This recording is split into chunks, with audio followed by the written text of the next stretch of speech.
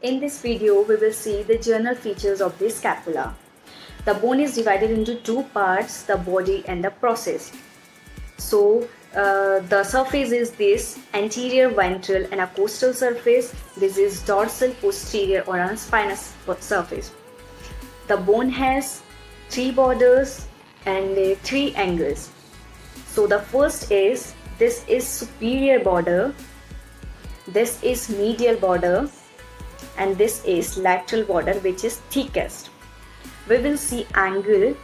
This is superior angle, which will lie between the superior border and medial border. This is inferior angle, as I am holding the bone, lie between lateral border and medial border, and this is lateral or a glenoid. As we know, this is the glenoid cavity. Upper part is known as supraglenoid tubercle and lower is infraglenoid tubercle. This is coracoid process and it lies forward and laterally. As behind we will see, this is the spine of scapula which divide the bone into two parts. This triangular area is supraspinatus fossa and the lower is infraspinatus fossa. So the spine of scapula has two lips. The upper one, this one is upper lip, and lower one is this one is lower lip. The upper lip and lower lip unite and form the acromion process. In the medial side of acromion process, we see here a facet which articulate with the acromioclavicular joint. This is the anterior part, and we know this is a subscapular fossa in which the subscapularis muscle will attach. This is the suprascapular notch. Here the omohyoid muscles lower belly will attach. This is the coracoid process. This is the coracoid process in which there is an attachment of three muscles, coracobrachialis, pectoralis minor, and a short head of bíceps brachii. This is the glenoid cavity, and this is a supraglenoid tubercle and this is an infraglenoid tubercle in which there is an attachment of long head of both bíceps brachii and triceps brachii. As we see medial border, there is an attachment of serratus anterior. Lower or inferior angle, we see there is attachment of latissimus dorsi. Lateral side, we see there is an attachment of teres minor. Two lips, between two lips there is circumflex artery which will supply. In the lower part there is in teres major. Posteriorly, if you will see this bone, the spine of scapula, the upper lip is occupied by the trapezius muscle and the lower is deltoid. There is a triangular area, supraspinatus fossa, in which the supraspinous muscle will attach in this, and this is a lower area in which the infraspinatus muscle will attach. If I'll see the bone from medial, there is an upper part, there is an attachment of hair levator scapulae. Opposite to the root of the spine, there is rhomboides minor, and the major part is occupied by the rhomboides major. This is levator scapulae, rhomboides minor, and rhomboides major. Before doing MMT or any clinical practice, you have to know the important landmark of this scapula. So today we will see the landmark. Ask your client to put their hand in the opposite glute, and from here you will see the inferior angle of scapula clearly. I will mark here correspond to the spine here T7 spinous process.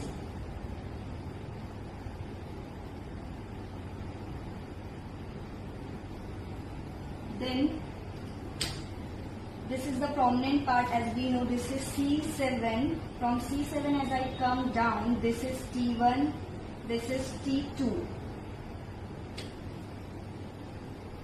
From T2, then T3, then T4.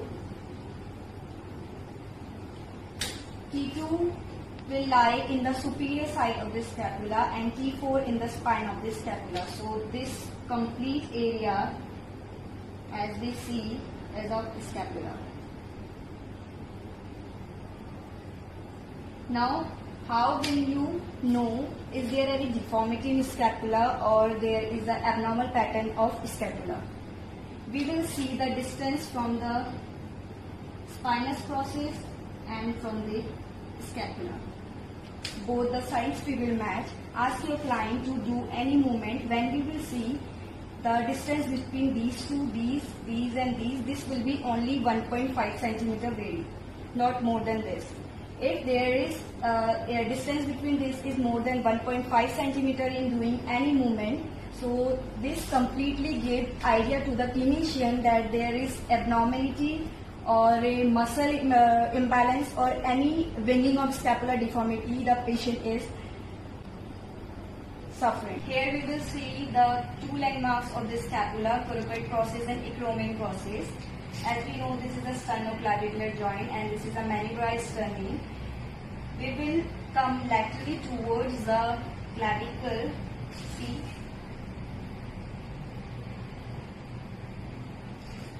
and here at the end we will see a dip which is concave.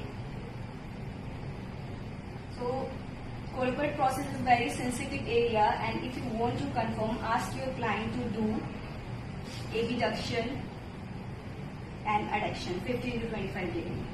So as it moves, so here is coracoid, and for the demonstration of acromion process, continue the clavicle laterally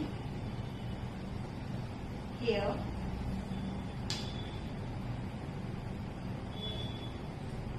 Or you can see the fingers can stuck here in the acromion process as you can't put your fingers down. So this is acromion process. 6 movements performed by the scapula are the elevation, depression, protraction, retraction, medial rotation and lateral rotation. Okay, one more thing is important, that protraction, for protraction we also use abduction, and same for retraction we use adduction, right? Movement towards a spine. So the first movement is elevation, means moving, if you are the student of first year, so elevation means moving the shoulder towards ear, right? So the muscle responsible for this are here. In the previous video I have told you there's a levator scapulae and the upper trapezius. If you don't know about the muscle attachment, watch the previous video. The next movement is depression. So the muscle responsible for this is here latissimus dorsi and your lower trap. Okay. The other movement is protraction or abduction, in which the scapula will move outward, right? If this is the spine and this is the scapula, so this will move outward away from the spine. This is the protraction and the muscle responsible for this is serratus anterior. The another movement is retraction, means the muscle responsible for this is rhomboidus major and minor both, and this is the medial border of the scapula and this is the spine. So this will come like inward. Okay, movement of the scapula medial border towards the spine. The another movement is medial rotation, again towards medial, means the muscle responsible for this is rhomboidus major. Here I have told you opposite to the spine of the scapula, this is rhomboidus minor. See, rhomboidus minor, and here rhomboidus major. The other movement is, or the last movement is lateral rotation. So outward movement again. So the interior muscles like serratus anterior will help to move the scapula laterally. So these all muscles, basically the other muscles are also involved, like pectoralis, major, minor and many more. In this video, we will notice the scapular position correspondence to the spine. Actually, this is the theoretical video. So this will also give you a broad knowledge how the clinician know the hint that the scapula is involved. Is there the scapular instability or the muscles related to the scapula? So without wasting much time, we'll start the video. So this is the scapula and we know the anatomy of this. So we always measure here the three areas. Here the superior angle, this is the inferior angle, and this is the spine of the scapula. So we measure this from the center. Here this is the spine. So we will measure the superior angle distance from the spine of the scapula distance from the spine, and the inferior angle distance from the spine. And the value of this is 1.5 centimeter. During the elevation or above 90-degree movements, this vary some 0 to 1.6, but if the value increase more than 1.7, this truly indicate that there is an abnormality in the movement pattern of the scapula, or there is the weakness of the muscle correspondence to the scapula. And like the terms you have here, like snapping scapula, winging scapula, scapular tilting, or you can say dynamic winging, means during the movement you see the winging of the scapula, right? Static winging mainly indicate there is an congenital abnormality of the bones like ribs, clavicle, spine, and scapula. And scapular tilting, you can see mainly the superior and inferior border is tilt, like the inferior border tilt away from the midline. There is a tilting which indicate like there is a weakness of the muscles. Many more corresponders to the scapula, like serratus anterior, latissimus dorsi, and upper trap, lower trap fibers, and many more. See the manual muscle testing of the scapular muscles. This is a theoretical video again. For 2-3 movements of the scapula, I will soon upload the practical video. So the very first movement we will learn here is the upward rotation or abduction. One more thing I want to tell you, that abduction or flexion is always used for protraction movement, so don't be confused. And adduction, right, or extension mainly used for retraction, so don't confuse with these words. Okay, so let's start the video. So first movement is upward and upward rotation and abduction. And this, ask your client for grade 3, ask your client to do the forward flexion of 120 to 120 30 degree, right? See this position, and ask them to hold this. If your client is able to hold this position, see, the grade 3 is okay. For grade 4, what you have to do, you have to give the resistance above the elbow. See, position is same, minimal resistance you have to give. Again, your client is able to hold, the grade 4 is okay. For grade 5, you have to give maximal resistance, same above the elbow. Okay, for grade 2, what you have to do, ask your client to hold this position, right? The difference between grade 3 and grade 2 is, in grade 2 your client is not able to hold this position. And one more thing you notice, when you hold the scapula behind, you see the inferior angle, right, is tilting outward and upward. So this is a basic difference between grade 3 and grade 2. Your client is not able to hold this position and the scapula tilted outward and upward. For grade 1, we know the muscles responsible for this is serratus anterior and trap, upper trap midstep. So mainly we palpate serratus anterior. Below the axilla, we know here laterally the serratus anterior lies, so we can palpate it. Okay, so the another movement is adduction, or you can say retraction.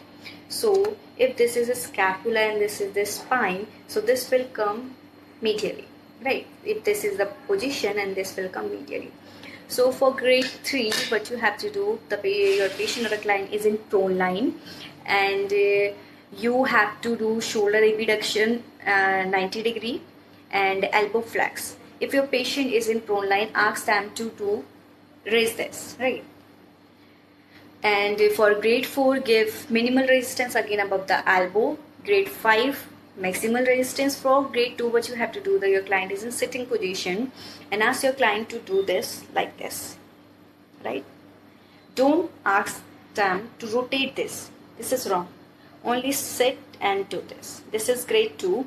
And for grade 1, you have to palpate the muscles. The muscles responsible for this is rhomboides major and minor. So the another movement is depression, means the scapula, this is the spine, will come downward. This is a inferior angle will come downward. So what you have to do for grade 3, ask your client to prone line and do 0 to 130 degree of abduction, and this position, hold it. Lift this up and hold this position. If your client is able to hold this position, grade 3 is okay. Again for grade 4, minimal resistance above the elbow and do this. For grade 5, maximal resistance and same. For grade 2, ask your client to hold this position, and in grade 2 we know he is not able to hold this position because there is less muscle power. For grade 1, we have to palpate the muscle.